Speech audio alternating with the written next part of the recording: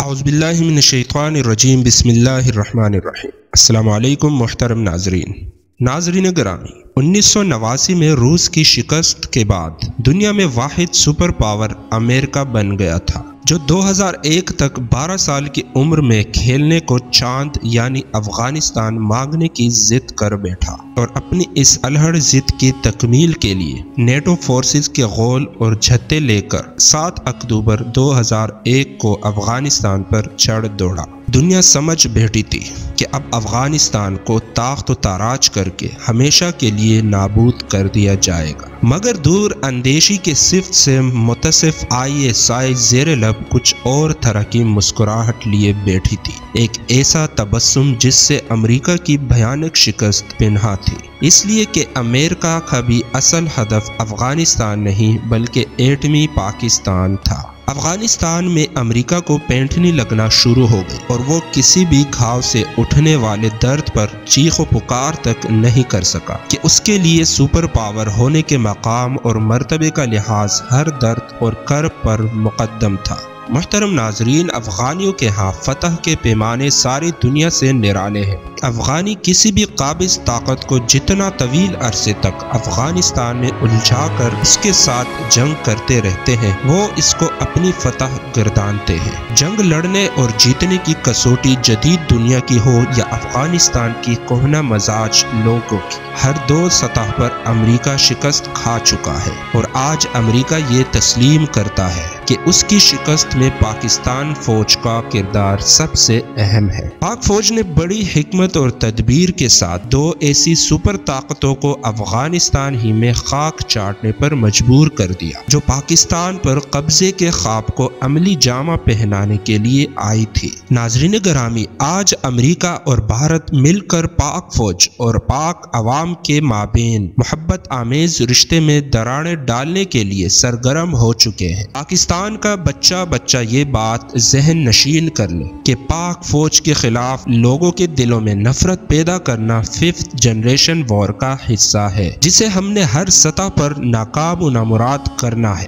اور یہ حقیقت بھی ہے کہ ہمیں ان محبتوں میں شگاف ڈالنے والی ساری دلیلوں اور منطقوں کا سرنگو کرنے کا ہنر بھی بخوبی آتا ہے۔ پاک فوج اور ISI کے ساتھ محبت اور عقیدت کے جو رشتے ہم استوار کیے بیٹھے ہیں، یہ کسی سے مستعار نہیں لیے گئے، بلکہ یہ تو پاک فوج کی بے لوث قربانیوں کے مرہون منت ہے۔ اپنی سرحدوں کی حفاظت کے لیے کتنے ہی فوجیوں کے لاشیں گھر آئے، کتنے ہی نوجوان ایسے ہیں جو اس ملک کی حفاظت کے لیے اپنی جان سے گزر گئے۔ ملک و قوم کی نگہبانی کے لیے اپنی جوانیوں کو قربان کرنا اتنا آسان تو نہیں ہوا کرتا۔ اپنے دن کے سکون اور راتوں کی نیند کو اپنی قوم کے لیے قربان کر ڈالنا کوئی معمولی قربانی تو نہیں۔ محترم ناظرین، آپ کو یہ سن کر خوشی ہوگی کہ آج انتہائی کم وسائل کے باوجود دنیا کی 20 بہترین افواج میں سے پاکستان کی فوج بھی شامل ہیں۔ اپنی فوج پر 627 ارب ڈالر سالانہ خرچ کرنے والے ملک امریکہ کی فوج کو اگرچہ پہلا نمبر دیا گیا ہے، مگر دنیا بخوبی جانتی ہے کہ قربانیاں دینے اور توانا عزم کے ساتھ کسی بھی دشمن کا سامنا کرنے میں پاک فوج کا کوئی ثانی نہیں ہے۔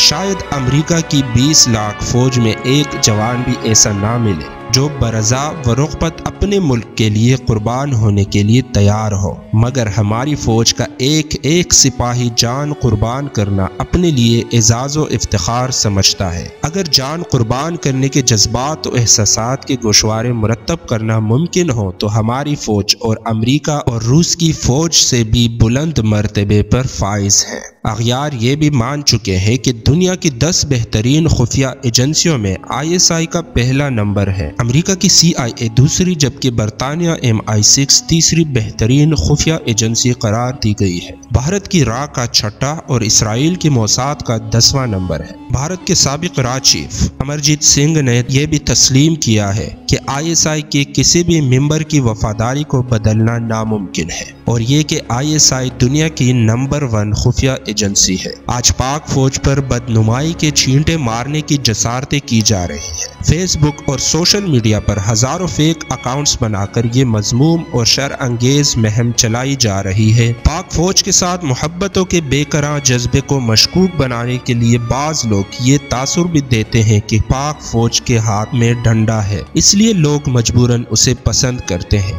محترم ناظرین، بالکل نہیں، یہ تو محبت کے قواعد و ضوابط اور اصولوں سے منحرف بات ہے کہ محبتیں کبھی ڈنڈے کے زور پر نہیں کی جاتی۔ اہل دل بخوبی جانتے ہیں کہ دولت، طاقت اور اختیارات کے بلبوتے پر کسی کو اپنا گرویدہ نہیں بنایا جا سکتا۔ وہ جو تعمیل میں ہر حد سے گزر جاتے ہیں اور جو اپنی قوم کی خاطر اپنے جانوں کے نذرانے پیش کر ڈالتے ہیں، وہی سپود تحصیل محبت میں کامران ٹھہرتے ہیں۔ غیور قومیں ایسے نوجوانوں کو اپنے ماتھے کا جھومر بنا کر رکھا کرتی ہے۔ دشت وفا میں اپنا لہو نچوڑنے والے پاک فوج کے جوانوں کو ساری قوم عقیدت برا سلام کہتی ہے۔